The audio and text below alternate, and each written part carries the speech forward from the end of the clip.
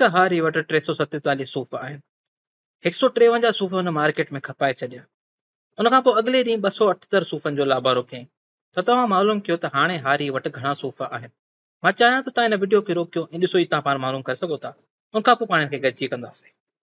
अचो त हिन खे हाणे गॾिजी करे कयूं। असां वटि सुवाल में लफ़्ज़ ॾिए थो एस्टीमेट, यानी तव्हांखे अंदाज़ो लॻाइणो। तव्हांखे एग्ज़ैक्ट सही जवाबु न खपे। जवाबु 1 या 2 या 3 बि अची सघनि था, पर तव्हांखे अहिड़ो अंक कढी अचिणो आहे जेको तव्हांजे जवाब जे वेझो वेझो हुजे, असुल जवाब अचे ऐं उन सां गॾु सही लॻे, उन सां मैच थिए, या अहिड़ा अंक जंहिंसां कमु करण में तव्हांखे आसानी थिए। तव्हां हिन खे पाण जे दिमाग़ में बि करे सघो था। हाणे असां शुरूआत कयूं था 347 खां। हाणे 347 ॾिसो 350 जे वेझो वेझो, ठीकु आहे। हाणे इहो 350 जे वधीक वेझो आहे बनस्बत 340 खां। त असां हिन खे हिन तरीक़े सां चई सघूं था कि 347 लॻभॻि बराबरि आहे 350 जे, ठीकु आहे।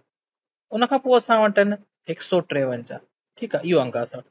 153 लॻभॻि बराबरि थींदो 150, ठीकु आहे। उन खां पोइ आहे असां वटि अॻिलो अंक आहे 278।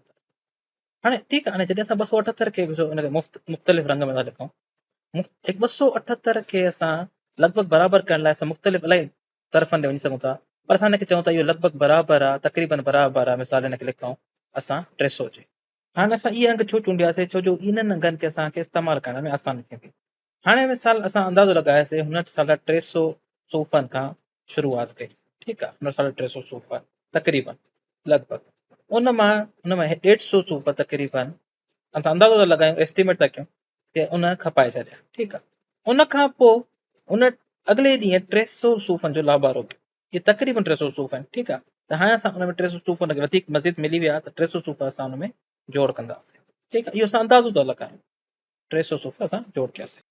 हाणे 350 मां अगरि असां 150 कट कयूं, तव्हां हिनखे दिमाग़ में हल करे ॾिसो छा ईंदो।